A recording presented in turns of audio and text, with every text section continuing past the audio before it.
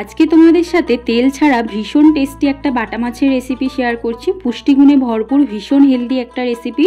তো চলো তাহলে শুরু করা যাক। প্রথমেই গ্যাসটাকে অন করে একটা প্যান বসিয়ে একটু গরম হলেই বাটা মাছের পিসগুলিকে দিয়ে খুব হালকা হাতে উল্টে পাল্টে নিলাম।